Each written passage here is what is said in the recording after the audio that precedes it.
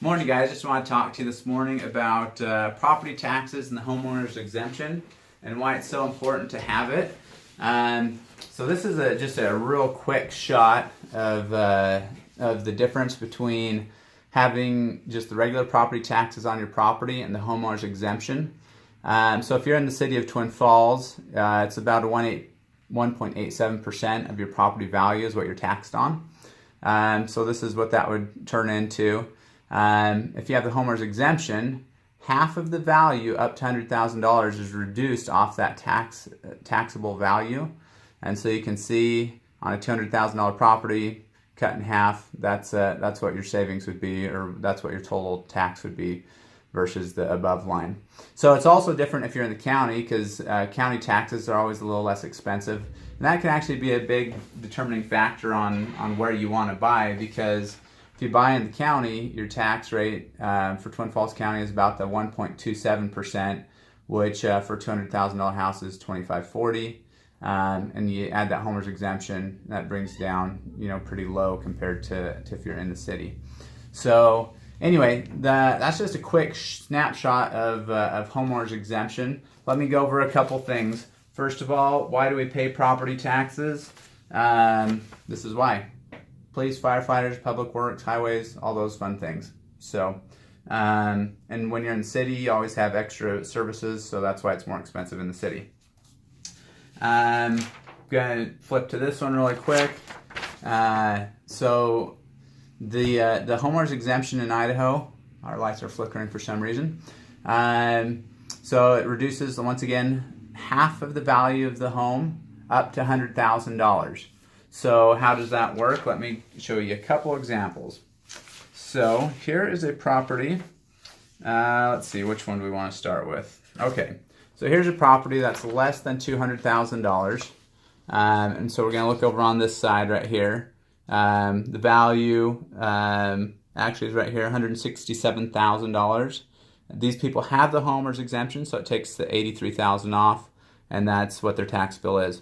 So if they didn't have that homeowner's exemption, it would be twice that cost per year for their property taxes. All right, so there's that one. Here's another one that's inside of the city of Twin Falls. And this home is worth over $200,000. Let's see if we can get this to focus for a second. There we go. The property value on this one's $271,000.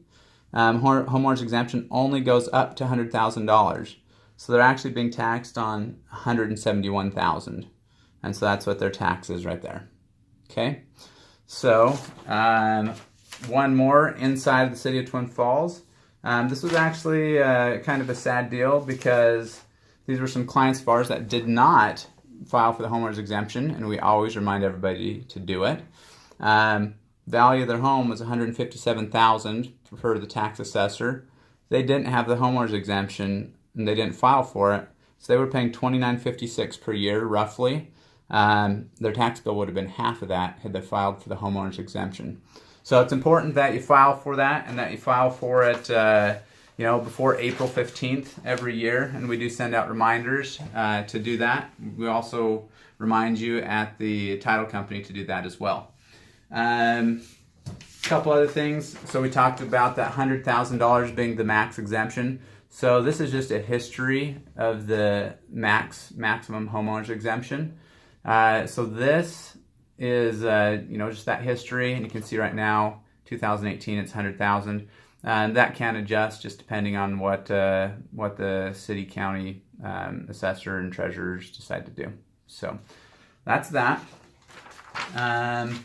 Now, once again, I want to point out that's a maximum of $100,000. So if your property is only worth $150,000, you're only going to get half up to the $100,000. So $150,000 home, you would get $75,000 of taxable value off. Okay. So let's see, what else did I want to tell you about that? There is one other exemption you can get for property taxes, and it's called the circuit breaker. So this is important especially for widows and older people. You can get up to $1,300 off of your tax bill if you have a primary residence, number one, and you you have an income of less than $30,000, and you have at least one of these requirements. You're a widow or a widower, you're over 65 years old, blind, fatherless, former prisoner, veteran, disabled, or recognized by a Social Security admin.